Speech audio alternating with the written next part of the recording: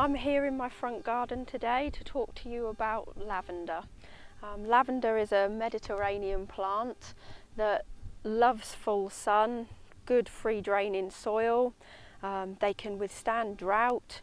They don't like to be in wet, soggy, claggy conditions. So it's important when planting them that you give them the correct conditions, otherwise over time they're just either not going to do very well or they will die. I grow hardy English varieties like Hidecoat, but you can obviously get the more tender varieties like French lavender also, and you can also get varieties nowadays that have kind of pink flowers to them than the usual mauvey purple ones. I love them for their scent and also because they're bee friendly and the bees absolutely love them. When they're in full flower, the amount of bees you can have on one plant is absolutely amazing. So when it comes to planting them, as I've said, they do need free draining compost, so they need to be in a garden where the water is just going to drain away and that they're not sat with wet roots or their roots are going to get wet and then frozen in the winter to a point it will kill them. So you need to make sure of that. If you've got clay soil, then grow them in a pot. Mine are obviously in the ground because my soil is very free draining. They obviously can get quite big. My ones here are rather big. I've had them several years now. They start off quite small, but they will grow into big things, and they can get quite leggy and out of hand. They're not a shrub you can just kind of leave, otherwise they get very messy. So what I'm going to do today is, as it's now finished flowering, and for most lavenders they'll finish flowering between sort of the mid-August into September. Once they're finished flowering, it's very important to cut them back. So I'm going to do that today. I'm just going to take off all these flower heads first, get rid of those, and then you can shape your shrub how you'd want. So I'm just going to get rid of some of these flowers first out of the way, so I can get to where the plant actually is, so I can see kind of how shaped it is, where it's getting out of hand as in too leggy, where the wood actually is on it, because obviously with it being a shrub, year after year obviously they get more and more woody. These flowers off, and this smells absolutely lovely doing this. Even though these flowers have finished, they do still have a wonderful scent to them, and the oils in them is lovely. So just chop these back. And Mr. B is still coming at the moment.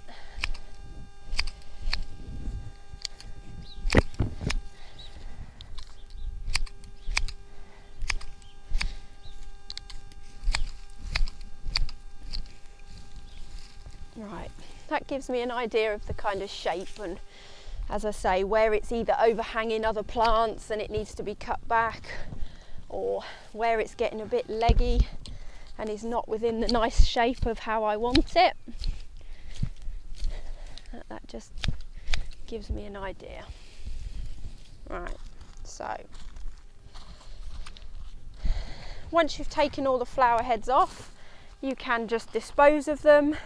I do with some of them. I will hang them up to dry completely so they dry fully, and then collect all the seed heads and flower heads and make lavender bags from them or extract the oils from them.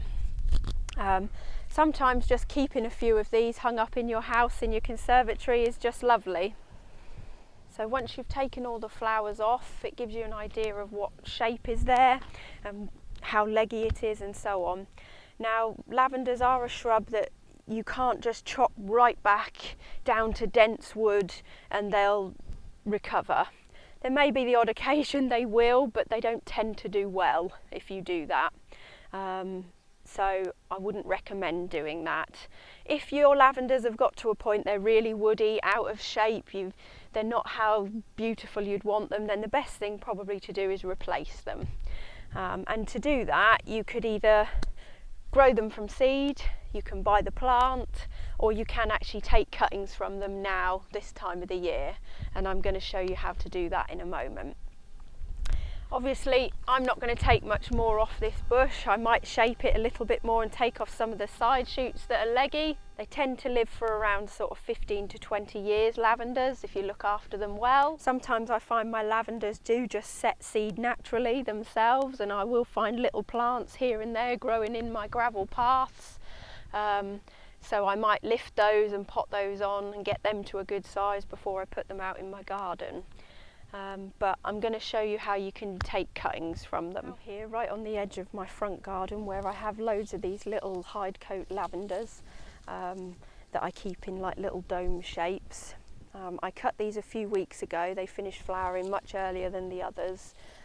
So I cut these a few weeks ago, and as you can see, they're now starting to look lovely and silvery. They're bushing up nicely, meaning that they'll overwinter very nice, and I'll have some nice flowers on them again next year.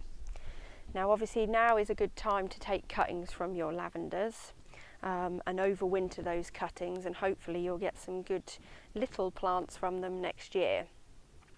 When it comes to taking the cuttings, the video I did much earlier the year on cuttings, it's pretty much following the same advice. The only difference with these cuttings is that it's important that your tip of the cutting is actually hardwood.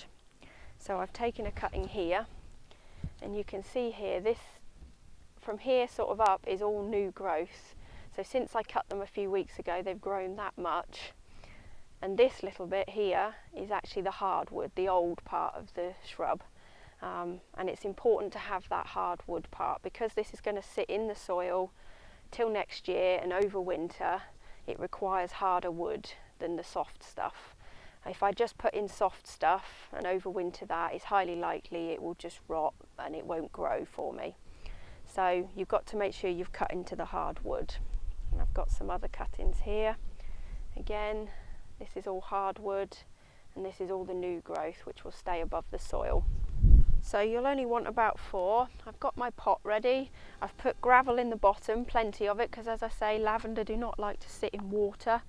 They're a Mediterranean plant. They like heat, warmth, and they can withstand the drought.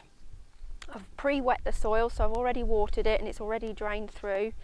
So all I'm going to do literally is strip back some of the leaves, not too many, like so. So I've got my cutting, and I'm just going to put that in the corner of the pot, push it down to where it meets the soil, the new growth, like so. I'm going to do that with all of them.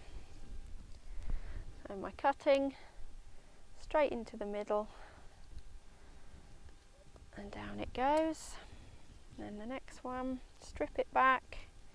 Like I said, you want to strip it back so you've got a good amount going into the soil, and then up you'd have your soil level about there, so you have all your new growth sticking out. And then another one, and hopefully by spring next year you'll have some new plants. Now, although they can withstand a drought, it is important to water these, but don't over water them. So next week we'll be looking at doing your winter hanging baskets, so getting those ready. Although we're still in the summer, it is now a good time to start getting your plants ready for those, getting them planted so that they can really well establish themselves, ready for going into the autumn and the winter. So we'll be looking at that next time, and that will be at the hospice. So thank you.